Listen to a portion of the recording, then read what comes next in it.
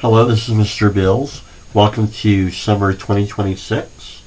This is an introduction video for History 101, Section 1001, and Section 1002. First of all, let's have how to get to the Canvas site for the class.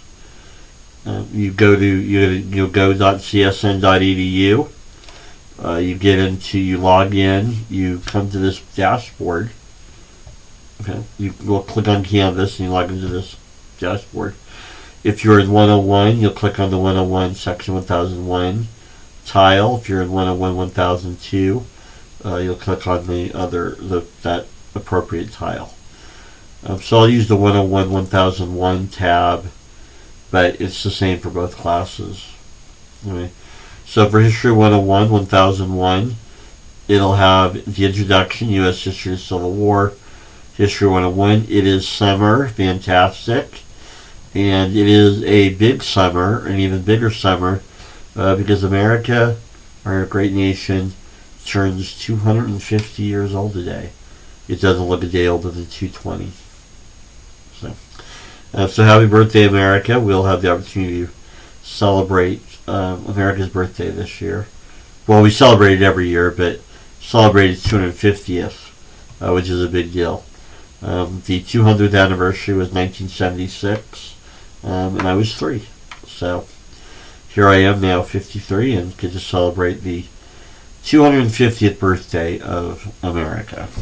Okay, so happy birthday, America. Mr. Bills, 10 weeks online, June 1st to August 9th. So this is a 10-week course. 101, your picture will look like that. History 101, section 1002. Your section, you'll have the horse, the George Washington on the horse photo for yours. Okay? And so we'll here, just to save time, we'll just keep it on this page here. So for both sections, 101, 1002, you have a left-hand side menu, modules, grades, BibliU, course material. Ignore the rest of this down here. You won't see it on your class shelves. I only see it because I'm the instructor, but you'll just worry about the home, modules, grades, and BibliU course materials. So let's go to the modules. You'll do all your work here. Well, at least start here. Tests. Your quizzes and reflection questions will be in the ebook, but you can access it from here as well. So course introduction. Let's do the syllabus. Let's look at the syllabus. Okay. So this is History 101, summer 2026. You can read that. Contact policy, objectives. Here's my email, troy.bills@csn.edu, if you want to get a hold of me. I do have, you can visit me in office if you want, West Charleston Campus A building. I would get with me to make an appointment because I may or not be here, so it'd be best to make an appointment to make sure I'm here when you want to visit with me. Or you can just email me as well.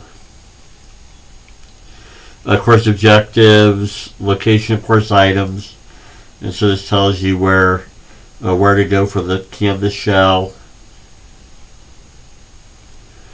The ebook, the class textbook is an ebook, Examining Interpretations, by me. Just so you know, I don't make any money. I don't make any money off of it, so I wouldn't want to do that, and so I'm not making any money off of it, but I believe that this ebook will help you in your educational pursuits, in your study of history. How do you get the ebook? The first option 1, the preferred option is you go back to this BibliU course material tab on the menu, left-hand side menu, BibliU course materials. You click on that. It takes you to the next screen where you will then pick the courseware, quote unquote, is what they call it. And so U.S. History 1877, so I'll have that. You click on that. It takes you to the next pages where you get your access code to access the ebook, and you'll do your work from there.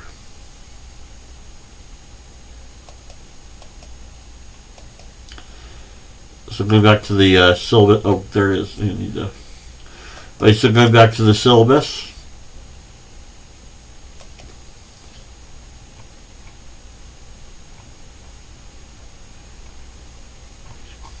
Okay. Course navigation. You can review this. It kind of just where do I go for different things. Course breakdown. There's 4 units. 16 lectures total. 4 lectures a unit. You'll have a syllabus quiz. You'll have 2 unit tests. So in the ebook, there's 14 chapters. You'll do 12 of the 14 chapter quizzes. For reflection questions, there's 14 chapters times 2 reflection questions every chapter. That equals 28. So overall, you'll end up doing 24 chapter reflections out of the 28. Grading's real easy. 90's an A, 80's a B, 100's an A, 90's an A, 80's a B, 70's a C. Next, let's talk about the elephant in the room. AI use. Okay. So first of all, how does Mr. Bills feel about AI, and what's going on there, right? So number one, I view AI like any technology is a tool, and like any tool, there are appropriate and inappropriate uses of AI. So that's the bottom line. I'm neither 100% opposed, or I want to become a Luddite and get rid of all technology and go live out in the woods. I'm also not the other extreme, where there's some people that want to turn into the Borg. I mean, or the Matrix or Terminator, whatever science fiction, machine, computer, video, robot villain you want to have. So it's either some people either want to reject it completely, or they want to just become it. So I'm in the middle. AI is a tool, and like any tool, there's appropriate and inappropriate. Okay. Some principles here that I want you to consider as we go through the semester. At the risk of I don't want to just reread them all. Just say whatever you can read yourself. But the key thing here is, number one, the big deal there is, if you don't really know anything about AI or what it is, or just ignore it. Just do your work, which is the best. It'd be just best to do your work and to study, But if you should only use AI if it's something you've studied, the limitations, what it can do, and what it absolutely cannot do. So that's the first thing. Number two, at best, you should treat AI, like I said here, like an incompetent research assistant. Okay, AI is not a search engine. AI doesn't know anything. It's called artificial intelligence. AI isn't intelligent. It doesn't know anything. All it knows is the guessing it does or predicting it does from all the data it's given. Okay. And so it's real important to understand what AI is. Number three, what's an appropriate example of AI use? And I have some topics listed there. There are times where AI, you can help it quiz you. You can help it, brainstorm. Or it can help you brainstorm and stuff like that, right? And so it's good for some things, and there's some uses for it. Okay. As I say here, as you use AI, you're supposed to be a conversation about things. And always keep in mind, AI doesn't know history. It doesn't know anything. It doesn't know history. It predicts or guesses what an answer to or an output from your prompt might be based on the data it's been trained on or that's been uploaded. Okay, so it doesn't know anything. It just, it goes through the information it has and predicts what the right answer may be. Okay, and so one example I could give you is, so for example, what is the capital of France? Okay, we all know it's Paris. Objectively, objective reality. Paris is the capital of France, right? Okay, well, let's say we do this. Let's say we build an LLM. Let's say we create an LLM, okay? And then we make like 30 websites. And all 30 websites say that Berlin is the capital of France. And then we upload all that to our LLM. Or in other words, we train our LLM on this data set or this group of data where we've said that Berlin is the capital of France. Okay? If you and I went to that chat box trained on that and we asked what's the capital of France, it'll go back through the data and let's say, so we only trained it on 20 websites that all said Berlin is the capital of France. It'll come back and tell you Berlin's the capital of France. You get it? AI doesn't know anything. It doesn't know Paris is the capital of France. Okay? It's fed all this data and it goes and predicts. So you can make it even weirder or wilder. 20 documents, 20 websites or documents saying that Berlin is the capital of France, and then one website that says Paris. You get it? So what the AI does, it goes back and it predicts. Well, I have 20 sources that say Berlin, one that says Paris, must be Berlin. Okay? And so, AI is just predicting what the correct answer may be. Okay? And that's why you can get something wrong. Okay? That's why AI can get things wrong. It can make things up. It can do, you got to pay attention to what the output is. What's an inappropriate use of AI? An inappropriate use of AI is cutting and pasting an AI output as the answer to a question, and either not attributing it or not even reviewing it. Okay, that would be plagiarism. Okay. Remember, you're a human being. Okay, you have a soul, you have judgment. Okay. Really, at this moment, really the only thing AI does better than your human brain is you can tell an AI to go read every book in the West Charleston campus library in 2 minutes, and it will. You can't, but at this moment in your life for existence, but an AI can. That's about all it's better than. Okay. A lot of current AI hype comes from AI investors and companies that tend to oversell what the technology can do or will do. Okay, and so it's difficult. It's just important to not be to understand what's going on. Okay, and so don't be. I'm not saying be cynical, but I'm not saying don't be naive either. Okay, so anyways, so AI is good for some things like studying. Quizzing. If you are cutting and pasting an answer, that would be cheating because it's plagiarism. If you're cutting and pasting and not attributing it. Alright. If I suspect you're using AI too much or inappropriately, I'll talk to you. I do use AI checkers. I do understand they're not 100% reliable. But it begins the conversation. Okay. And if I use 3 AI checkers on your answers on your test, and every AI checker I use says it's AI, then that's something to talk about. Okay. So it starts the conversation. I understand LLMs can humanize writing, Grammarly, but it's just the goal is you need to restrict yourself to using AI appropriately. Okay. Missing work. Everything is due by 11:59 p.m. on the day it's due, that it says in Canvas.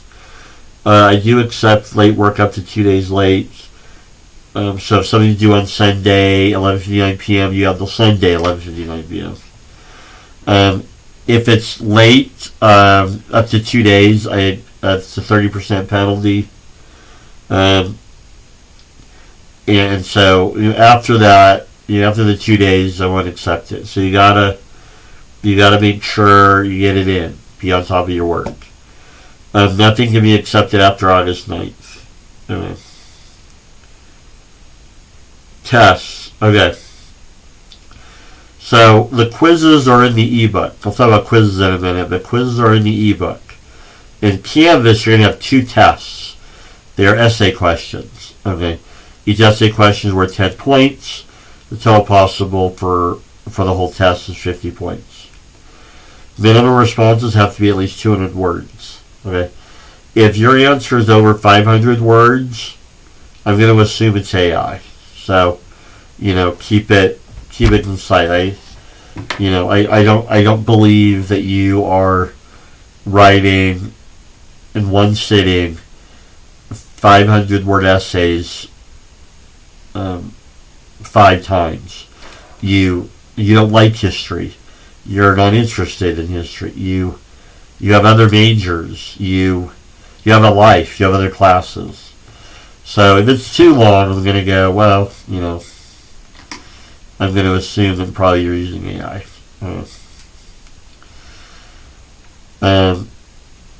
It's different than me because, I'm a professional historian. That's all I do is write and say it. And, so it's a little different. That's why it's different. Like, I look at what your life is.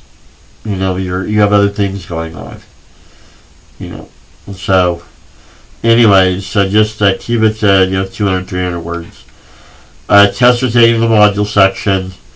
Tests are available for 7 days. Okay, it'll tell you in Canvas when it'll become open. Once the test is open, you will have 125 minutes to take the test. So that comes out to 25 minutes a question. Okay. Lockdown browser will be used. Lockdown browser will be used to reduce the opportunity to use AI, or at least make it harder. Like if you're going to cheat with AI, at least make it more difficult, I guess. And so I'm wanting to limit, kind of what you're doing on the computer, kind of thing. So you do need to take it. You have 125 minutes to take it. So that's about 25 minutes a question, at the most. So you wouldn't use AI on the test to take the test because I want your ideas. You need to reference my PowerPoint presentations. You need to reference other things, like in some of the module pages, I have an article to read. You'll need to reference that. And so you're giving your own perspective, your own interpretation, so you wouldn't really use AI for that. Okay, ebook assignments. There are 14 chapters in the ebook. You will take 12 of the 14 chapter quizzes. Okay. Quizzes do have a due date. Okay. So you can skip 2 chapters.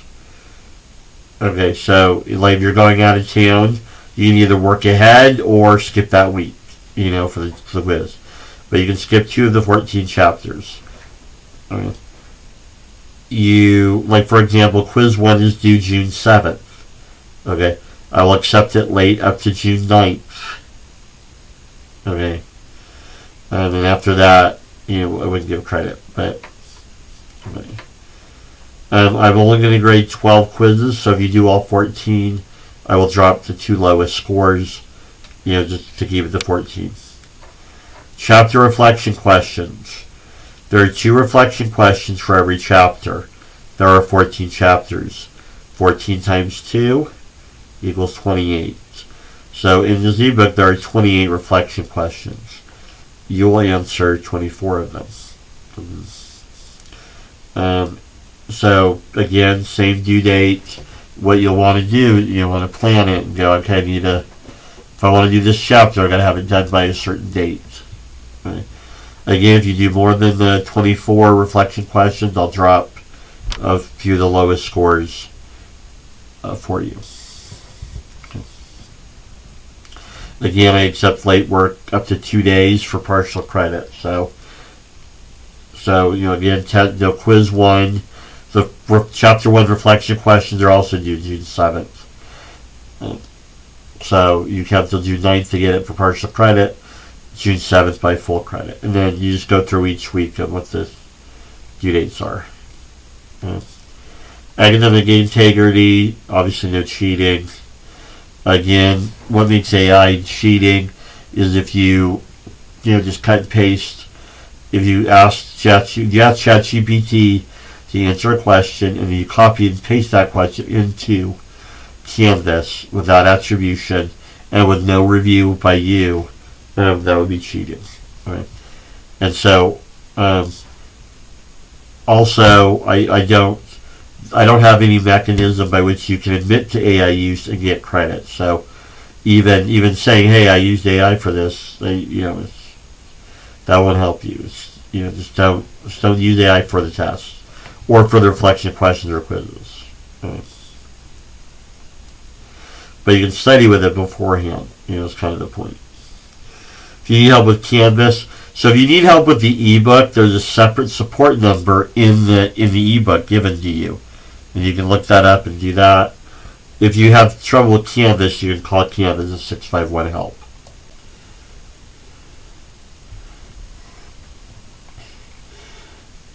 Scrolling down, you have other student warnings, problems or concerns. William Davis is the department chair, and so don't email the college president first. You won't even see it. His AA will, his administrative assistant will, and she'll send it right back down to the department.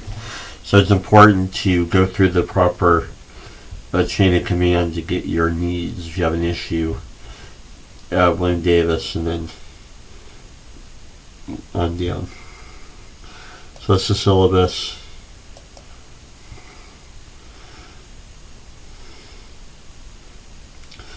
CSN services, policies, just kind of services CSN has. This classroom policy manual, I share this because it has some information that's relevant to you as an online student. There are references to on campus. You can ignore those. You are an online student, so you can ignore the online stuff, on the on-campus stuff. Syllabus quiz. You can either go to the ebook for the quizzes and reflection questions, or you can access them through here. And then just each week you just work your way through the pages, like lecture 1 people, and then you just read through. You have documents to read or stuff like that. There's myth. We will watch. So for lecture 1, ignore this. We will watch in class. We don't have class. This is just for my, if I do have an in the fall and spring I have an on-campus class.